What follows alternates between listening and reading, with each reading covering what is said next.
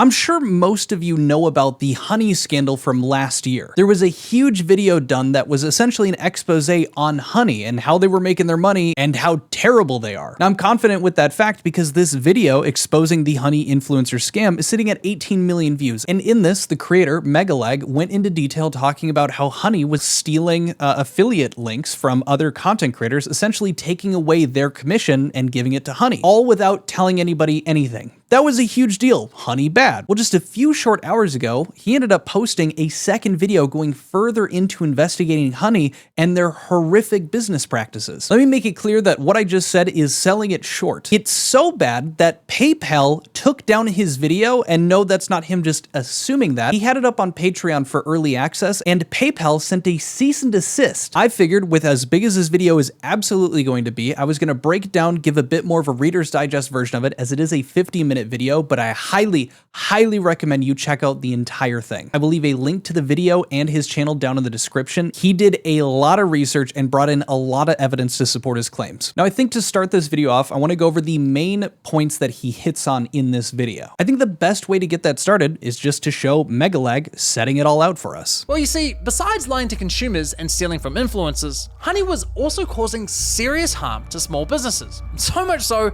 that I believe brands have likely suffered millions of dollars in damages. But that's not all. In this video, you're also going to learn how honey was collecting and sharing your data, and how they, in my opinion, illegally targeted minors through influencers such as MrBeast. Strong accusations, I know, but I have the receipts. 3 huge major claims. Number 1, that honey had cost businesses millions of dollars of damage, as well as the fact that although honey was pretty well known for saying we don't sell or share any of your, private information or like the data that we have, they did do that. Megalag claims, through the evidence he also provides, that they absolutely did that to a staggering degree. And then thirdly, he claims that honey was illegally advertised to children in droves. And somehow it still feels like he is underselling the points that he's making here because of how much evidence he brings up for each subject. So starting off that first point, we get into figuring out what is actually going on. The assumption was, based off of stats like this that honey was showcasing, that most of the companies that were getting coupon codes, used by honey were participating alongside honey. They had a business deal figured out with an affiliate link, helping honey out, etc. It turns out that yes, there are about 30,000 participating stores, which means that they have a working relationship with honey, and that agreement kind of helps that company weed through the discount codes that honey provides and enables or disables honey from using them. That may sound a little confusing, because how could honey have codes that the business is not giving out? I came across this marketing podcast where they discussed the issue. What happens is if I have honey, for example, and I'm one of your best customers at your e-commerce store, and you decide you're going to do a promotion for your VIP customers. Maybe it's a flash sale, and you send me a special code. I go to your website. I legitimately have that code from you. I type it into the promo code field at checkout. Because I have honey in my browser, it is able to scrape that code then and give it to everybody who uses it. We've seen codes like Military Hero 30, clearly intended for a veteran. And then in another case, even worse, in another case, my CEO found a men's apparel brand where they had a $75 off coupon code, but they didn't set a minimum order value. And so people were able to get unlimited merchandise for free as long as they kept their order value at $75 or under. Okay, that's insane. But I have to admit, at first, I was a little skeptical of the claim that honey was snatching codes from users without their consent. Now here's where this gets freaky. Megalag was able to get a hold of the source code for honey, but you can see here, he's talking about the reason that he was hard-pressed to believe that this specific thing was happening, that they were just scraping them like that, is that you have this little pop-up that happens when you insert a new code. We haven't seen that coupon code before. If it's not your personal or single-use code, you can help the honey community by adding it, and then you can select don't share or share. Except this is kind of a false choice because Megalag figured out that they're sending the code to their database before they even give you the prompt to choose yes or no. The moment you type in a coupon code, honey immediately sends that code directly to their servers, and then they ask for your consent. How do I know? Well, you see, a developer, who would like to remain anonymous, noticed that Honey leaked their source code inside of their iOS app. Whoops. We can actually further verify this with a live example. Watch what Honey does in the background as I enter in this coupon.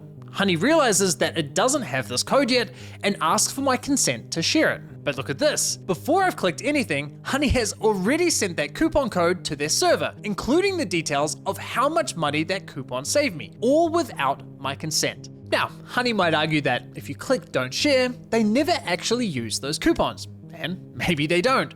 Maybe those codes just sit in their database doing nothing. Now he brings up that, yeah, maybe they just collect the code and then do nothing with it, which, I mean, I don't think that takes a rocket scientist to sit there and think, well, if you're just gonna sit on it, why would you collect it in the first place? And it just makes you think that, yeah, maybe they are going to use it. As a matter of fact, he ends up showing that in the privacy and policy terms and conditions for Honey, they just have a line in there saying they're allowed to use the codes that you enter, regardless of the request that they gave you. So it doesn't really matter, and it can truly just be a facade. Like I had said earlier, this guy has evidence for everything, and to talk specifically about how this is impacting businesses, he showcases an example that he found himself of finding a coupon code that just straight up is losing the company money. This one coupon I found worked like a $35 gift voucher, meaning I could make unlimited free orders provided my cart value was $35 or under.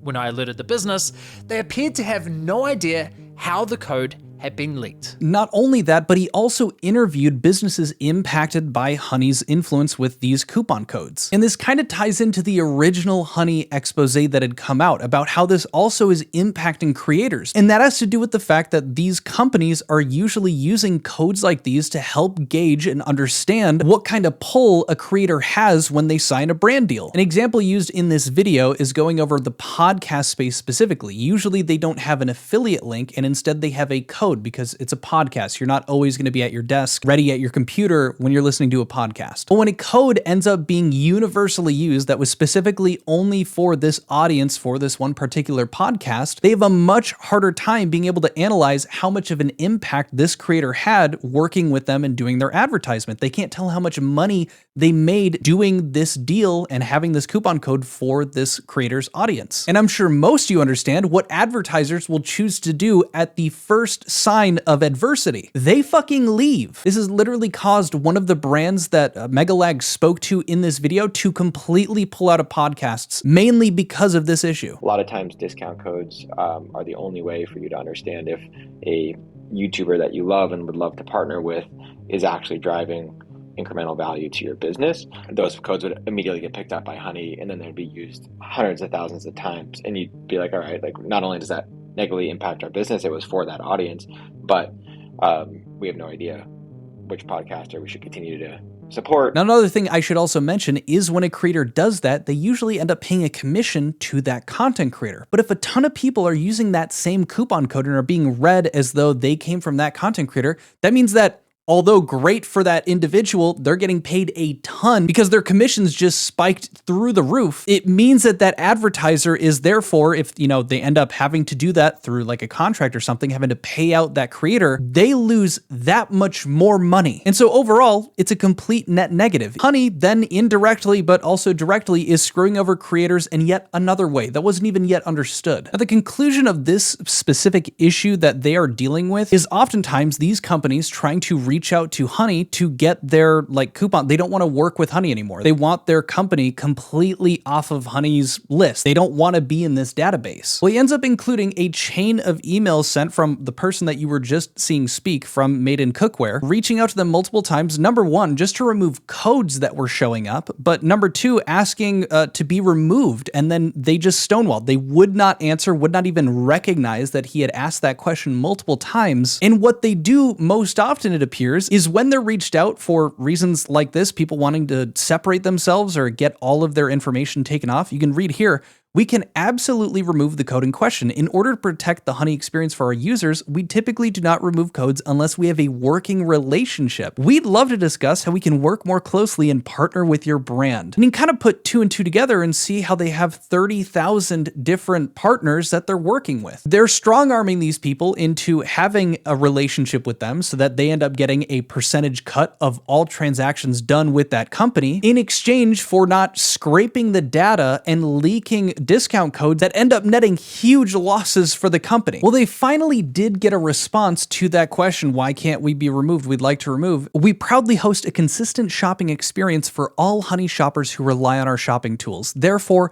we cannot disable Honey for individual stores and never have. Never have is the important bit here. But this is how they explain it. Think of it as going to Pinterest and asking them to take down user-submitted pins mentioning your brand, or going to Google or Facebook and asking them to remove any user review mentioning their brands. But it's not actually very similar, because when you take a coupon code that is not meant for the general public, is meant for a specific group of people, that can end up being an egregious financial burden for the company because the tool that they use, the coupon, was not used in the way that they set out to use it. Well, they reached out to other companies, this one here, TrueGritTextureSupply.com, and what's interesting is they had a change of tune. It was the same person that emailed Cookware, emailed Andrew here, and they had a different answer in regard to getting their information removed off of Honey. They asked for their information to be removed, yes, confirming Honey is no longer active with TrueGritTextureSupply.com. It was that easy for this other company, but not the Cookware one. Megaleg presumes this has to do with how much money Honey is making off of these different companies, as they can see that information and see how much money they're making from these different ones, and probably adjust how they respond to questions and inquiries about getting their information removed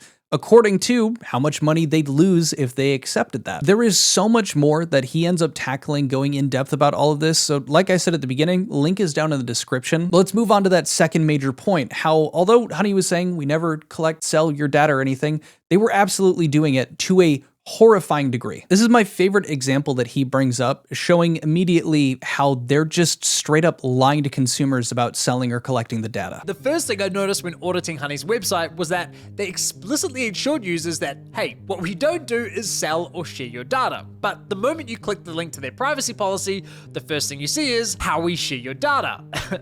Excuse me? Red flag number 1. Now, this privacy policy was packed with vague language when it came to what data they were collecting and how they were sharing it. So I dug deeper and came across this incredible investigation by a German nonprofit called Data Request. This leads into him talking about this nonprofit in Germany that essentially allows the users of it to get all of the information, all of the data that's collected by a company. The consumer is allowed to reach out, get this information, and have it sent to them, like all of it. These companies don't have an option and have to obey this. He then goes into detailing 1% of the information that was collected by Honey for a single individual over the span of just 3 months. Here are just a few examples from Benny's data that was collected in 2020.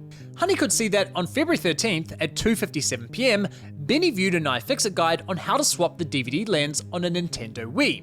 They could see that Benny checked an AliExpress order 13 times, his order ID fully visible, including the fact he opened a dispute for the order. They could see he had a Microsoft Family plan and that he added a new family member to his Office 365 account. Honey also knew that Benny looked for an Airbnb in Berlin for 2 adults from the 4th to the 5th of March.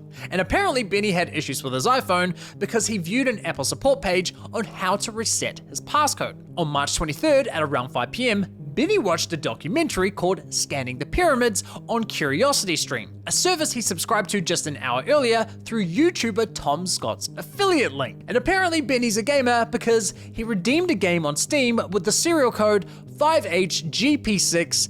You get the point. All that information could be inferred from just 27 page views, but in total, Honey collected over 2,500 pages of web activity between just February and May of 2020. Yeah, what's worse than that, if you ever installed Honey, you didn't even need to make an account for them to collect this data on you. This information, from what Megalag says, came from 2 individuals. One of them, the person you just saw, all of that data had come from them and they had signed up on Honey. They made an account. The second person had the same amount of information collected on them and all they did was install the extension. And you might be wondering, okay, this is just showing proof of them collecting all this data. When did they sell it? When they sold themselves to PayPal for $4 billion. And I think you guys can put it together that PayPal wasn't, spending $4 billion on a discount code, extension in the browser. They were buying all of this data. I want to get to that last point that Megalag makes in his video here, which is that Honey, according to him, was illegally advertising to minors, and they absolutely knew they were doing it. Now, you saw MrBeast's face in the thumbnail for probably this video as well as his, and that has to do with the fact that he has been, by far, their largest sum of views from any of their sponsorship deals with any other creator. Right at the very bottom,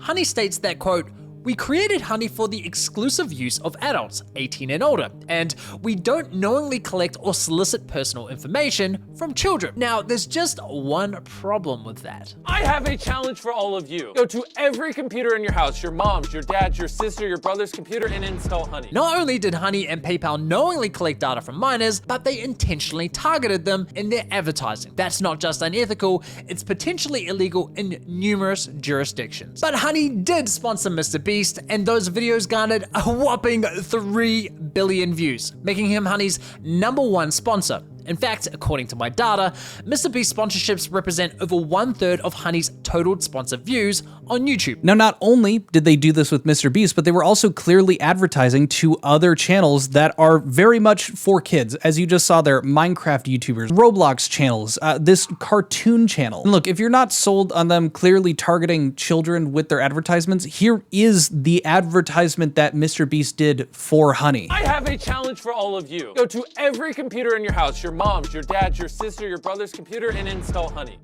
They are literally encouraging kids to install a browser extension that tracks and collects data onto every computer in their household, including those belonging to their siblings. And he also directly calls out MrBeast for choosing to take this deal and clearly not doing his research or kind of turning a blind eye to the fact that he was advertising this to kids. And look, this is not a good look for MrBeast either. Influencers have a duty of care to ensure that any advertising they engage in is compliant with relevant advertising laws, especially when your audience skews young. Of course, I did reach out to MrBeast and his team for comment, but never heard back from them. Shocker, they didn't respond to someone asking for comments about this. But I would say my favorite piece of evidence that he provides to showcase that Honey absolutely knew what they were doing has to do with, I believe, a former president of Honey talking directly about the success of the MrBeast advertising and how kids across the US all knew what Honey was. Here's a few words from Honey's former president, Joanne Bradford, talking about the benefits of working with MrBeast. We launched it with gamers playing YouTube on their desktop and a little gamer called MrBeast. So we were his first advertiser and we did a deal with him. His collective ads, I think, have been seen, I'm going to say billions, 3+ close to 4 billion times. Wow. Every kid in America knows what Honey is.